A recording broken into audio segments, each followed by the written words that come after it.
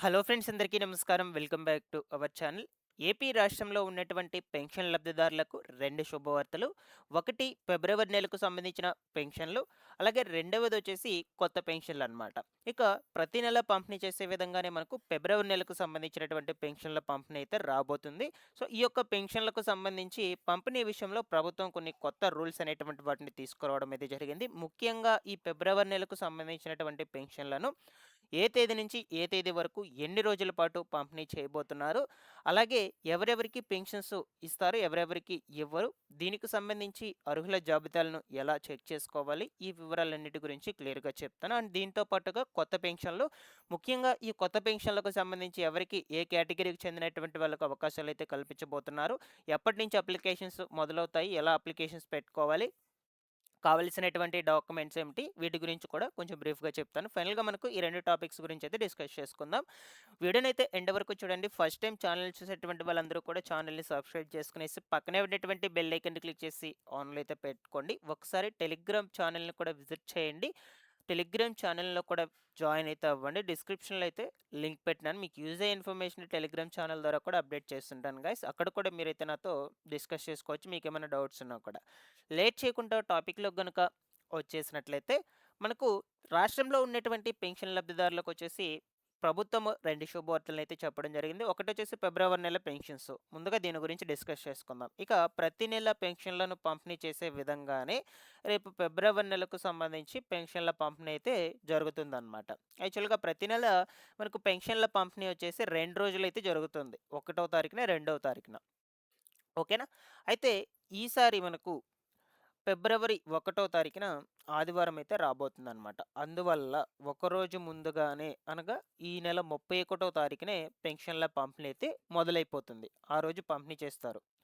And దాని తర్వాత మనకు రిమైనింగ్ వాళ్ళకి ఎవరైతే మిగిలి ఉంటారో అటువంటి వాళ్ళందరికీ కూడా ఫిబ్రవరి 2వ తారీఖునైతే పెన్షన్‌ల పంపిణీ జరుగుతుంది. సేమ్ అలాగే మనకు ఈ జనవరి నెలకు సంబంధించిన పెన్షన్‌లకు సంబంధించి కూడా పంపిణీ చేశారు. ఎందుకంటే ఈ జనవరి నెల 1 తారీఖున సెలవు దినం కాబట్టి దానికంటే ముందు డిసెంబర్ 31 తారీఖునే పెన్షన్‌లనేటువంటి వాటిని పంపిణీ చేయడం జరిగిందనమాట.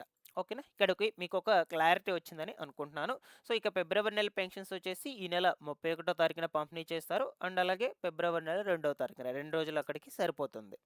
ఒకవేళ 31 తారీఖున ఈ నెల 31 తారీఖున ఎవరైనా తీసుకోకుండా ఉన్నట్లయితే అరకొర వాళ్ళందరూ కూడా 2వ తారీఖున తీసుకోవచ్చు. 2వ తారీఖున తీసుకోకపోయినా పర్వాలేదు. సో, మీరు ఒకవేళ కొన్ని కారణాల చేత ఆ రోజు కూడా రాలేకపోయినట్లయితే దాని తర్వాత మార్చి నెలకు సంబంధించి ఈ 2 నెలల పెన్షన్స్ ఫిబ్రవరి నెలకు సంబంధించి, మార్చి నెలకు సంబంధించి 2 నెలల పెన్షన్ డబ్బులైతే మీకు ఇస్తారు. 4000, 4000, 8000 అయితే ఇస్తారు. ఒకవేళ రూ. 6000 అయితే రూ. 12,000 ఇస్తారు. రూ. 15,000 అయితే రూ. 30,000 అనేది ఇవ్వటం జరుగుతుందనమాట. ఓకేనా? ఇలా మీకు పెన్షన్స్ అనేటువంటివి పంపిణీ అయితే జరుగుతుంది. అయితే ఇక ఎవరెవరికి పెన్షన్స్ ఇస్తారు? ఎవరెవరికి పెన్షన్స్ ఇవ్వరు?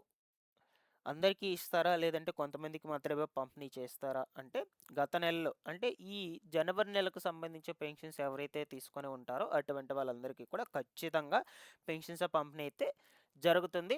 ఒకవేళ మీరు రీఅసెస్మెంట్స్‌కి వెళ్ళి ఇంకా కొత్త సదరం సర్టిఫికేట్ పొందకున్నా సరే మీకు పెన్షన్‌ల పంపిణీ జరుగుతుంది. ఎప్పటి వరకు? ఈ కొత్త సదరం సర్టిఫికేట్ మీకు అందేంత వరకు, వచ్చేంత వరకు. అది కూడా పాత సదరం సర్టిఫికేట్‌లో ఉన్నటువంటి పర్సెంటేజ్‌ని బేస్ చేసుకొని మీకు పంపిణీ అయితే జరుగుతూ ఉంటుంది. కొత్త సదరం సర్టిఫికేట్ వచ్చేంత వరకు. అలాగే అప్పీల్ పెట్టుకున్నటువంటి వాళ్ళు చాలామంది కూడా ఉన్నారండి. అప్పీల్ పెట్టుకున్నటువంటి వాళ్ళకి కూడా పంపిణీ అయితే చేస్తారు. ఈ ఫిబ్రవరి నెలకు సంబంధించి. వాళ్ళకి మళ్ళా రీఅసెస్మెంట్స్‌కి నోటీసులు జారీ చేస్తారు.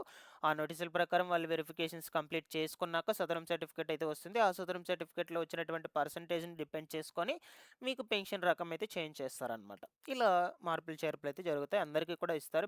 జనవరి నెలకు సంబంధించి ఎవరైతే తీసుకొని ఉంటారో అటువంటి వాళ్ళందరికీ కూడా ఇస్తారండి. ఇక మీకు ఈ నెల 31 తారీఖున ఉదయం 7 గంటల నుంచే గ్రామ వార్డు సచివాలయం అధికారులు మీ ఇంటి దగ్గరికి వచ్చి మీ దగ్గర ఫేస్ రికగ్నిషన్ ఆధారంగా ముఖ చిత్రం ఆధారంగా పెన్షన్ల పంపిణీ అయితే చేయడం జరుగుతుంది. ఓకేనా? ఇక మీకు పెన్షన్ల పంపిణీ అనేది ముగిసిన తర్వాత ప్రభుత్వం నుంచి ఐవీఆర్ఎస్ కాల్ అనేదైతే వస్తుందనమాట. ఓకేనా? ప్రతి ఒక్కరికి కూడా వస్తుంది. పెన్షన్ తీసుకున్నటువంటి ప్రతి ఒక్కరు కూడా ఈ కాల్ అనేదైతే అటెండ్ చేసి మీకు ఎలా పెన్షన్‌లయ్యేటువంటి వాటిని పంపిణీ చేశారు, వాటన్నిటి గురించి కూడా మీరు సమాధానాలయ్యేటువంటివి ఇవ్వచ్చు. అంటే ఫీడ్‌బ్యాక్ లాగా. ఓకేనా? ఇక్కడ చూడొచ్చు. ఎన్టీఆర్ భరోసా పెన్షన్ పంపిణీలో అవినీతి ఉందా? అవినీతి లేకపోతే ఒకటి నొక్కండి. అవినీతి అనేది ఉంటే 2 నొక్కండి. సో, వాళ్ళు మీకు క్వెషన్ అనేదైతే ఇలా అడుగుతారు. ఎన్టీఆర్ భరోసా పెన్షన్ పంపిణీలో అవినీతి ఉందా అని అడుగుతారు. ఒకవేళ మీకు గనుక ఏమన్నా రిమార్క్స్ ఉన్నట్లయితే 1 నొక్కండి. లేదు అనుకుంటే 2 అయితే నొక్కండి.